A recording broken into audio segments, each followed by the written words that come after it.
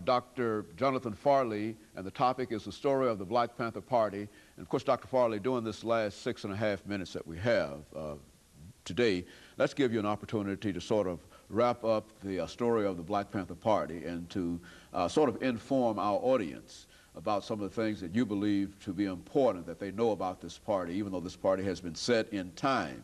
Nevertheless, it played a very, very significant role in the American social, political experience. And let's give you an opportunity to talk about some of the other aspects of that. Well, the Black Panther Party and their story are really amazing because you take this group of kids who are supposed to be completely left out of the American system, the so-called lumpen proletariat, the brothers in the black, and yet you have people who are reading Plato and Kant and Sartre and Frantz Fanon, talking about existentialist philosophers, trying to come up with concrete solutions to the problems that black people, brown people, yellow people, red people, and white people faced in this country. And who were these people?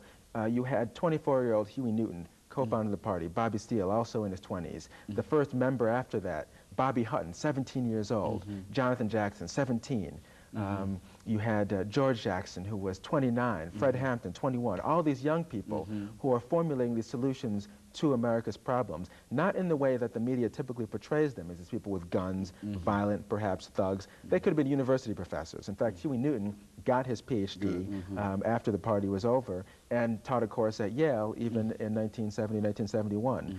But you had these people who were implementing social programs, free breakfast for children programs. You had them starting health clinics which people could use for free, giving away free groceries, free shoes. And what they were doing wasn't anything radical, but they were doing just what the people needed and what the government later saw the people needed and wanted because it took over many of their programs. But why didn't the Panther Party last? We have to actually talk about this because it's a very serious issue. Why do people have a negative view of the Black Panther Party? It's because of the negative propaganda put out by FBI Director J. Edgar Hoover. And this was all uncovered in the Church Committee of the Senate in the mid-70s. The illegal activities of an FBI program known as COINTELPRO, for Counterintelligence Program. And this was a series of dirty tricks which were discovered, but often too late. For example, what they would do is, in the case of Chicago, Fred Hampton, who started the Rainbow Coalition and tried forming coalitions with all sorts of different groups, including gang groups, to get them to stop being gangs and help the community. Become a part of it, okay. Yes. What they did was they raided the FBI, or the Black Panther Party headquarters, at 4 in the morning, and ballistics experts went into the building. They saw that all the shots were going in. There's maybe one shot going out, and there's evidence that Fred Hampton may have been drugged. Then we later discovered that an FBI informant had drawn a plan of the Black Panther Party headquarters before it all happened. And so you had, and 10 years later, the Hampton family won successfully a suit against the city of Chicago. And I'm not sure what the size of the award was, but basically they were admitting culpability that this was an illegal action.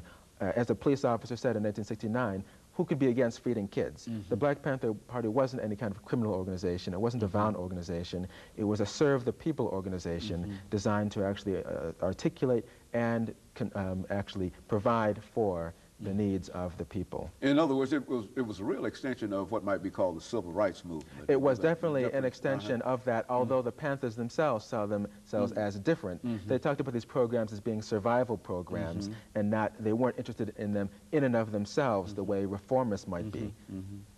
You know, Dr. Farley, what would you say to young people today who might be interested in some of the things that we've talked about, but more specifically, since the party is there and there is a tremendous need to educate folks and whatnot, what would you say to young people today about what is important in terms of helping to recognize some of the things that Newton and others who were members of the Black Panther Party recognized? I mean, what is there a social responsibility for young people today? Oh, definitely. I would say read.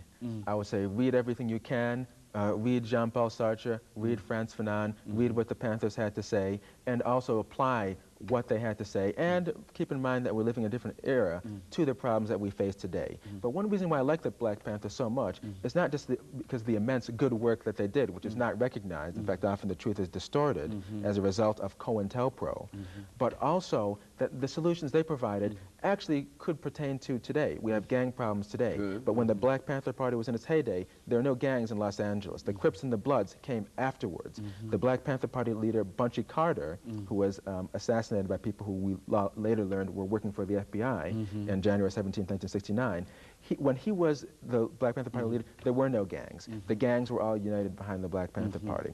So I would like people to actually realize that we need to have this extreme commitment to the people, like Huey Newton and Bobby Seale. They made mistakes, certainly, and we mustn't forget that, but this extreme desire to serve the people first, and we also need to excel academically.